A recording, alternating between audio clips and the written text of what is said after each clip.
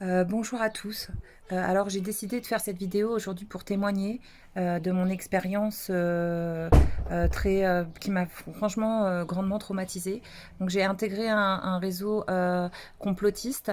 C'est arrivé par erreur parce que j'ai eu une coupure de ma Freebox, hein, mes services Freebox, et donc du coup, je n'avais plus la télé, je m'ennuyais un petit peu, et du coup, j'ai commencé à regarder par la fenêtre, à parler à des amis avec qui je n'avais pas parlé depuis longtemps. Euh, j'ai utilisé un peu plus les réseaux sociaux et là je suis tombée sur des gens très douteux qui posaient beaucoup de questions.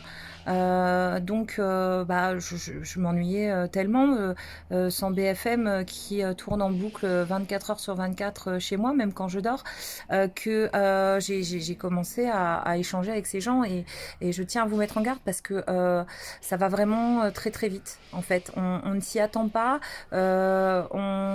Voilà, on est bien dans nos vies, on a peur, on vit quand même une espèce d'angoisse, mais c'est une angoisse qui est tellement habituelle et rassurante que tout va bien, tout va bien. Et là, d'un seul coup, ces gens arrivent avec toutes leurs questions, et là, c'est une angoisse qui nous prend aux tripes. Pourquoi toutes ces questions? Pourquoi toutes ces interrogations? Donc, je me suis mise à parler avec ces gens-là. J'ai commencé moi-même à me dire, mais tiens, à me poser des questions. Moi qui n'avais jamais eu l'opportunité de m'en poser, puisque je n'ai pas besoin. Pourquoi vous me posez des questions? La télé a toujours très très bien répondu aux questions que j'aurais pu éventuellement me poser si j'en avais eu les capacités. Et du coup, on m'a fait des questions. Euh, pourquoi je dois porter un masque quand je suis debout et pas quand je suis assis? Pourquoi je dois porter un masque quand je marche mais pas quand je cours? Pourquoi maintenant je dois porter des masques et avant je ne devais pas porter des masques? Pourquoi on m'oblige à me vacciner avec un vaccin qui est en conditionnel? On me sortait des choses. Écoutez, mon cerveau ne comprenais plus. J'étais dans une angoisse totale. Euh, j'ai découvert un univers que je ne connaissais pas, moi qui suis très cartésienne. Et, euh, ça a été très perturbant pour moi. Et j'ai senti tout doucement que je glissais vers un endoctrinement basé sur le questionnement. Donc c'était ça le plus, c'est ça qu'il faut vraiment retenir de cette expérience, excusez-moi, c'est que il y a eu vraiment beaucoup de questions. Alors c'est des questions qui restent sans réponse. C'est ça qui est le plus perturbant, parce que bon, ce qui est bien, c'est que à la télé, il y a toujours des réponses à tout. Donc ça, c'est très rassurant.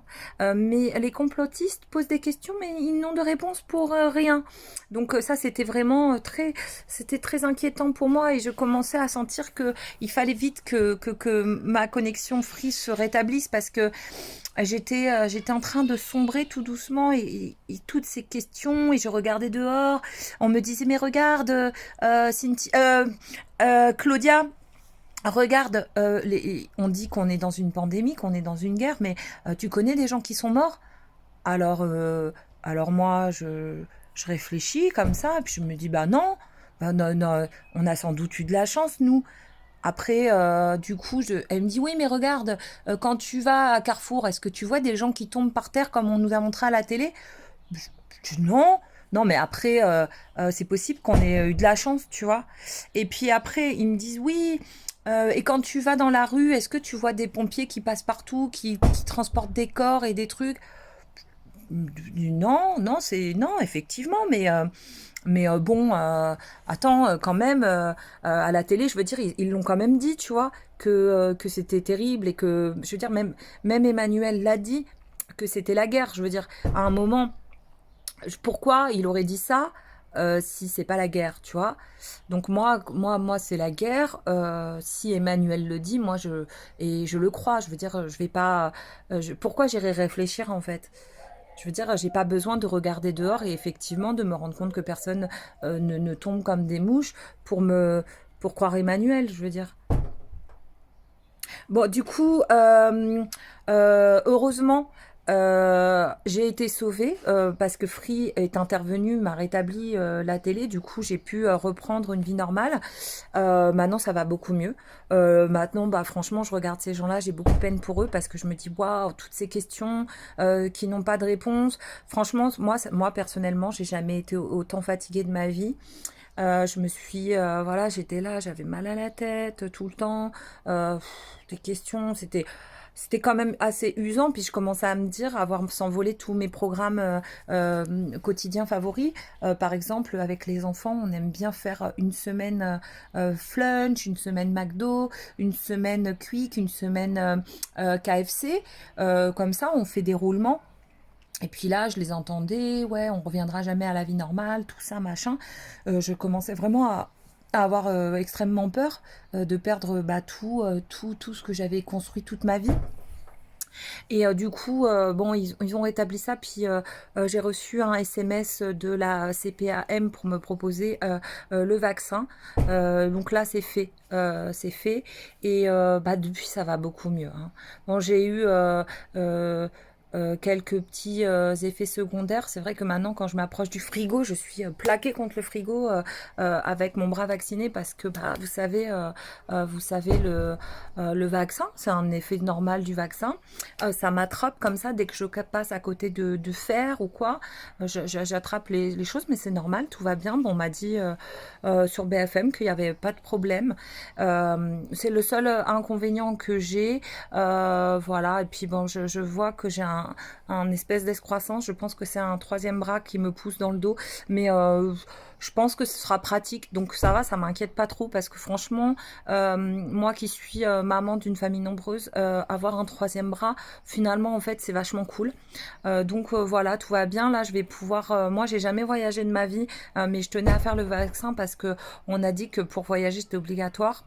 Donc du coup, bah, je me dis maintenant que j'ai un vaccin, c'est cool, je vais peut-être pouvoir voyager. Malheureusement, j'ai pas spécialement les moyens, mais du coup, je vais quand même économiser pour le restant de mes jours pour pouvoir que voyager, parce que quand même que le vaccin me serve à quelque chose. Et là, j'ai reçu un courrier de la sécurité sociale qui me dit que bah, il va peut-être falloir déjà faire un rappel. Mais bon, ça va, je suis pas forcément inquiète parce que ils ont dit aux informations que bah voilà, c'était tout à fait normal parce que à cause des non vaccinés, il y a des variants. Donc voilà. Mais tout ça pour vous dire que faites très très attention. En fait, je pense que pour se protéger, il faut rester quand même assez proche d'un écran de télévision. Parce que ces gens-là, en fait, sont partout, ils sont infiltrés dans la société et ils vous attendent, en fait, hein. Ils vont venir comme ça, ils vont vous dire, tiens, pourquoi ça? Ils vont vous poser une question comme ça. Et vous, quand vous vous y attendiez, vous allez commencer à vous poser la même question. Et là tout de suite, il va se passer l'effet boule de neige voilà, et les sept nains. Donc faites bien attention à vous, soyez très vigilants. Payez vos factures de Free parce que et de Bouygues et de tout ça parce que bah, ça va très vite. Ça va très vite et puis bah surtout voilà, faites confiance, pas trop de questions à la fois parce que franchement c'est très fatigant. C'est très fatigant, c'est très perturbant. Moralement, c'est difficile. Moi, je trouve que ces gens-là ont une vie horrible. Et personnellement, moi, franchement, bah, tant pis pour eux. Si voilà, ils ont plus la chance de pouvoir aller chez Flunch et tout ça parce que c'est bien fait pour eux. Parce qu'ils ont qu'à pas se poser autant de questions. Je veux dire, à un moment, voilà. À un moment, faut arrêter, faut faire confiance aux gens, quoi. Je veux dire, voilà. Donc, bah voilà, je vous fais des bisous. Soyez très attentifs quand même dans vos vies et faites votre piqûre. Voilà, voilà, bisous.